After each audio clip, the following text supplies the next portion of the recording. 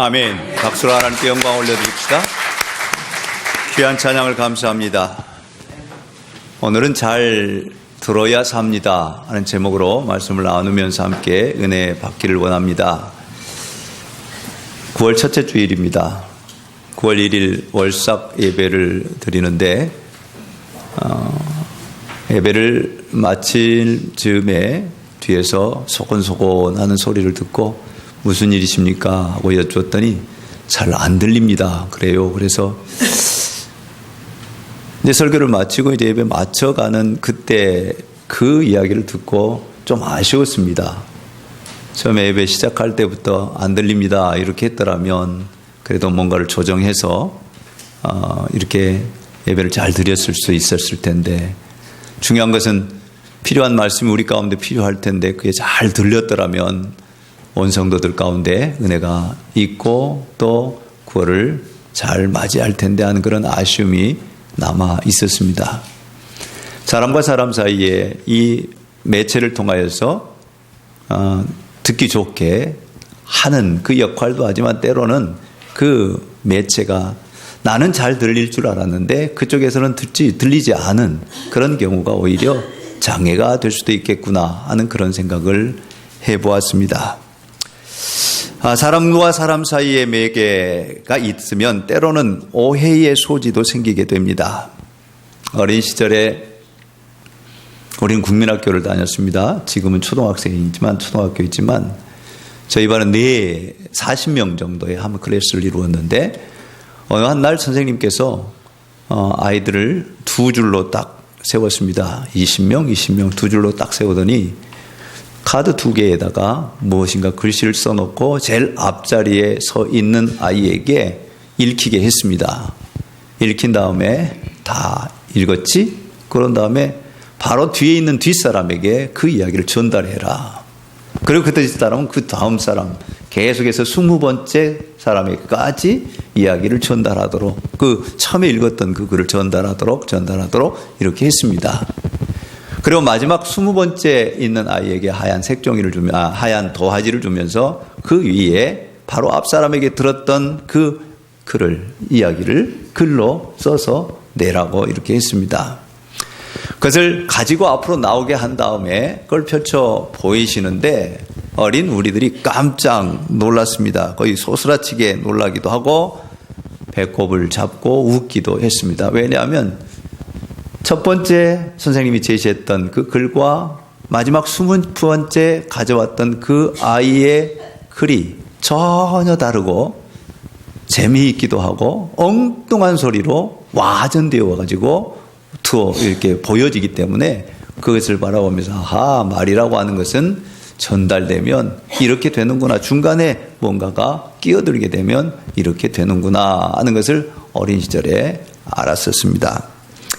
하나님과 인간 사이에도 마찬가지입니다. 하나님의 뜻과 전혀 다른 말이 사람들 통하여 들려질 수 있다는 사실이죠. 그래서 사무엘 시대가 바로 그랬습니다. 이스라엘 백성들이 가나안 땅에 들어갈 때까지만 해도 하나님의 소리를 듣게 되었습니다. 모세를 통하여 준 율법을 조차 따라가는 그 모든 길 가운데 하나님이 함께해 주셨고 하나님이 또한 생생한 음성을 들려주시면서 낮에는 구름기둥으로 밤에는 불기둥으로 인도해 주시는 그 손길이 있고 필요할 때마다 채워주시는 그 하나님의 놀라운 축복이, 놀라운 은혜가, 놀라운 은사들이 있었기 때문에, 그런데 가나안 땅에 여호수아를 중심하여 정착한 이후에는 점점 하나님과 멀어져가는 그런 경향성들이 나타나게 됩니다.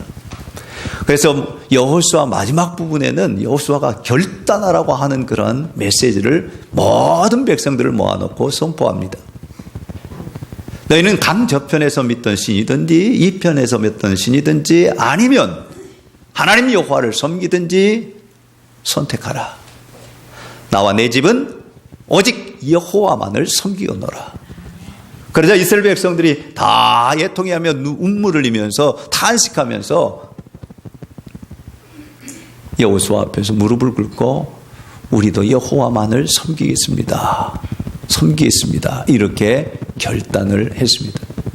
그럼에도 불구하고 그 다음 시대가 이제 사사의 시대인데 사사시대에 끊임없이 이스라엘 백성들은 하나님을 등져가고 멀리하고 외면한 채 하나님의 뜻을 저버리는 그런 경우들이 계속 비롯됩니다.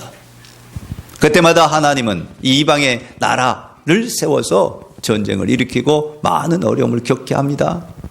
이스라엘 백성들이 회개하고 돌아서면 다시 하나님께서 사사를 세워서 평정케 하는 그런 일들이 거듭되어져가는 그런 순간들이었습니다.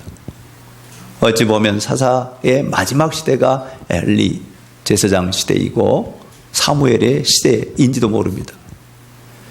이만큼 오니까 이제 하나님의 말씀은 희미해져 가고 비전, 곧 하나님께서 보여주시는 것까지도 희미해져 가는 그 시대에 한나를 통하여서 사무엘을 낳게 되고 서원한 대로 성전에 사무엘을 계속 머물게 했습니다.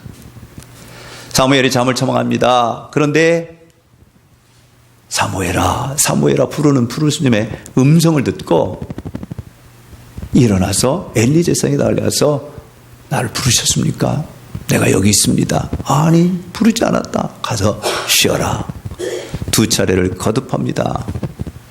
그런데 3번째, 여전히 사무엘아, 사무엘아 부르시는 그 음성을 듣고 다시 엘리 제사장에 찾아갔더니 엘리 제사장이 그때서야 깨닫습니다. 하하, 틀림없이 하나님께서 부르시는 모양이다. 오래된 기억 속에 하나님의 음성을 듣는 그것을 알게 된 엘리 제사장이 이제 다음번에는 부르시면 주의 종이 여기 있습니다. 말씀하십시오. 라고 하나님 앞에 무릎을 꿇어라. 라고 가르쳐 줍니다. 여러분, 기도도 배워야 합니다. 제자들이 예수님께 기도를 가르쳐 달라고 했던 것처럼 우리의 삶 가운데도 기도도 배워야 하나님의 뜻을 찾아가고 하나님의 음성을 듣는 그런 은혜를 누리게 됩니다. 처음으로 하나님의 소리에 대한 것을 배운 사무엘이 성전에 있을 때에 하나님의 음성이 들립니다. 전과는 달리 사무엘아, 사무엘아 하자 비로소 사무엘이 하나님의 음성을 듣고 대답합니다. 말씀하옵소서. 주의 종이 여기 있나이다. 사무엘과 하나님 사이에 막힌 담이 헐어졌습니다. 그리고 막힌 장애가 사라졌습니다. 이제야 하나님과 사무엘 사이에 소통이 이루어졌습니다. 그동안에 막힌 것이 무엇이었습니까? 하나님과 사무엘 사이의 장애가 무엇이겠습니까? 긴 세월 동안 지내오면서 먼지처럼 쌓여져 간 그 죄악 때문입니다. 특별히 사사기 시대에는 이스라엘 백성들이 이구동성으로 하는 말과 생각들이 무엇이었는가 하면 바로 하나님의 뜻은 외면한 채 자기 소견에 옳은 대로 살았습니다. 그래서 하나님의 말씀을 듣지 못하는 장애가 되었다는, 담벼락이 되었다는, 그래서 그것을 허물어야만이 하나님의 말씀을 들을 수 있음을 우리에게 가르쳐 줍니다. 이사야서 59장 1절로 2절 말씀에 보면 여호와의 손이 짧아서 구원하지 못하심도 아니요 귀가 둔하여 듣지 못하심도 아니라 오직 너희의 죄악이 너희와 너희 하나님 사이를 갈라놓고 너희 죄가 그의 얼굴을 가리어서 너희에게 듣지 않으시게 함이니라. 이것이 불행입니다. 하나님과 사이를 갈라놓고 하나님의 얼굴을 바라볼 수 없이 만드는 그것은 그때나 지금이나 불행한 일입니다. 사람과 사람들 사이에도 차이가 있고 차별을 인정하지 못하고 불신과 반목이 거듭되면 여전히 막힌 담이 되고 장애가 되어 소통할 수가 없습니다. 이 민족 광복한 지 70년이 지났지만 두 나라로 나뉘어서 서로 의심하고 믿지 못하기에 아름다운 통일을 이루지 못하는 그 상황은 계속되고 있는 것을 우리가 지켜보고 있습니다. 여러분, 지금도 하나님께서는 우리와 함께 하시기를 원하십니다.